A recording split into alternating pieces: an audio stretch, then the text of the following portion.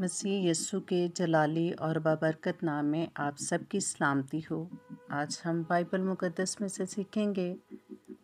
عہد عتیق کی پہلی کتاب پیدائش، اس کا 50واں باب، اس کی پہلی آیت سے مقدس یوسف نے کتنی عمر میں وفات پائی، اس نے کتنی پشتوں تک اپنے یعنی کہ پوتیوں پوتوں کو کھلایا، اور جب یعقوب مقدس کی وفات ہوئی تو اس کے بعد اس کے بھائیوں نے اس کے ساتھ کیا گفتگو کی، کیا بات ہوئی ان سے، اور جب یوسف کی وفات ہوئی تو اس کا تابوت یعنی کہ اس کی قبر کدھر بنائی گئی، ہم یہ سیکھیں گے پہلی آیت سے۔ تب یوسف اپنے باپ کے منہ سے لپٹ کر اس پر رویا اور اس کو چوما، اور یوسف نے ان طبیبوں کو جو اس کے نوکر تھے اپنے باپ کی لاش میں خوشبو بھرنے کا حکم دیا۔ سو طبیبوں نے اسرائیل کی لاش میں خوشبو بھری اور اس کے 40 دن پورے ہوئے، کیونکہ خوشبو بھرنے میں اتنے ہی دن لگتے ہیں، اور مصری اس کے لیے 70 دن تک ماتم کرتے رہے۔ اور جب ماتم کے دن گزر گئے تو یوسف نے فرعون کے گھر کے لوگوں سے کہا، اگر مجھ پر تمہارے کرم کی نظر ہے تو فرعون سے ذرا عرض کر دو کہ میرے باپ نے یہ مجھ سے قسم لے کر کہا ہے کہ میں تو مرتا ہوں تو مجھ کو میری گور میں جو میں نے ملک کنعان میں اپنے لیے کھدوائی ہے دفن کرنا، اس لیے ذرا مجھے اجازت دے کہ میں وہاں جا کر اپنے باپ کو دفن کروں اور میں لوٹ کر آ جاؤں گا۔ فرعون نے کہا، جا اور اپنے باپ کو جیسے اس نے تجھ سے قسم لی ہے دفن کر۔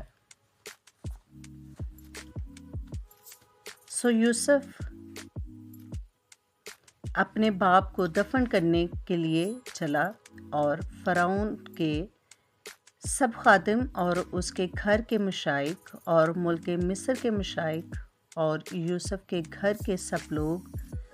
اور اس کے بھائی اور اس کے باپ کے گھر کے آدمی اس کے ساتھ گئے، اور صرف اپنے بال بچے اور بھیڑ بکریاں اور گائے بھیل جشن کے علاقہ میں چھوڑ گئے، اور اس کے ساتھ رتھ اور سوار بھی گئے۔ سو ایک بڑا انبوہ اس کے ساتھ تھا، اور وہ اتراک کے کھیلان پر جو یردن کے پار ہے پہنچے، اور وہاں انہوں نے بلند اور دل سوز آواز سے نوحہ کیا، اور یوسف نے اپنے باپ کے لیے 7 دن تک ماتم کرایا۔ اور جب اس ملک کے باشندوں یعنی کنعانیوں نے اترار میں کھیلان پر اس طرح کا ماتم دیکھا تو کہنے لگے کہ مصریوں کا یہ بڑا دردناک ماتم ہے۔ سو وہ جگہ ایبیل مسائم کہلائی، اور وہ یردن کے پار ہے، اور یعقوب کے بیٹوں نے جیسا اس نے ان کو حکم کیا تھا ویسا ہی اس کے لیے کیا، کیونکہ انہوں نے اسے ملک مصر میں لے جا کر ممرے کے سامنے مکفیلا کے کھیت کے مغارہ میں، جسے ابراہیم نے عفون ہتی سے خرید کر گورستان کے لیے اپنی ملکیت بنا لیا تھا، دفن کیا۔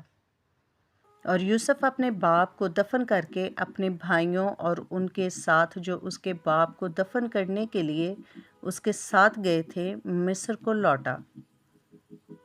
اور یوسف کے بھائی یہ دیکھ کر کہ ان کا باپ مر گیا کہنے لگے کہ یوسف شاید ہم سے دشمنی کرے اور ساری بدی کا جو ہم نے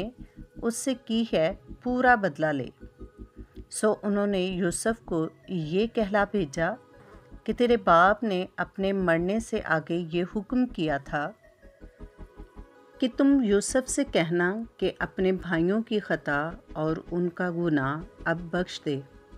کیونکہ انہوں نے تجھ سے بدی کی۔ سو اب تو اپنے باپ کے خدا کے بندوں کی خطا بخش دے۔ اور یوسف ان کی یہ باتیں سن کر رویا، اور اس کے بھائیوں نے خود بھی اس کے سامنے جا کر اپنے سر ٹیک دیے اور کہا، دیکھ ہم تیرے خادم ہیں۔ یوسف نے ان سے کہا، مت ڈرو، کیا میں خدا کی جگہ پر ہوں؟ تم نے تو مجھ سے بدی کرنے کے ارادہ کیا تھا، لیکن خدا نے اسی سے نیکی کا قصیدہ کیا تاکہ بہت سے لوگوں کی جان بچائے۔ چنانچہ آج کے دن ایسا ہی ہو رہا ہے، اس لیے تم مت ڈرو، میں تمہاری اور تمہارے بال بچوں کی پرورش کرتا رہوں گا۔ یوں اس نے اپنی ملائم باتوں سے ان کی خاطر جمع کی، اور یوسف اور اس کے باپ کے گھر کے لوگ مصر میں رہے، اور یوسف 110 برس تک جیتا رہا۔ اور یوسف نے افرائیم کی اولاد تیسری پشت تک دیکھی، اور منسی کے بیٹے مکیر کی اولاد کو بھی یوسف نے اپنے گھٹنوں پر کھلایا۔ اور یوسف نے اپنے بھائیوں سے کہا، میں مرتا ہوں اور خدا یقیناً تم کو یاد کرے گا اور تم کو اس ملک سے نکال کر اس ملک میں پہنچا دے گا جس کے دینے کی قسم اس نے ابراہیم اور اسحاق اور یعقوب سے کھائی تھی۔ اور یوسف نے بنی اسرائیل سے قسم لے کر کہا، خدا یقیناً تم کو یاد کرے گا، سو تم ضرور ہی میری ہڈیوں کو یہاں سے لے جانا۔ اور یوسف نے 110 برس کا ہو کر وفات پائی، اور انہوں نے اس کی لاش میں خوشبو بھری اور اسے مصر ہی میں تابوت میں رکھا۔ خدا کے زندہ پاکلام کا پڑھا اور سنا جانا ہم سب کے لیے باعث برکت ہو۔ خدا کا شکر ہو، آمین۔ ویڈیو اچھی لگے تو لائک کریں، چینل کو سبسکرائب کریں تاکہ ہر آنے والی ویڈیو کا نوٹیفیکیشن بر وقت آپ کو مل سکے۔ ویڈیو بہت محنت سے بناتے ہیں، اس کو لائک اور شیئر ضرور کیا کریں تاکہ خدا کا کلام دنیا کے کونے کونے تک پھیلے، زمین کی انتہا تک پہنچے، تاکہ خداوند کی آمد جلد ہو۔ Stay tuned with us. God bless you.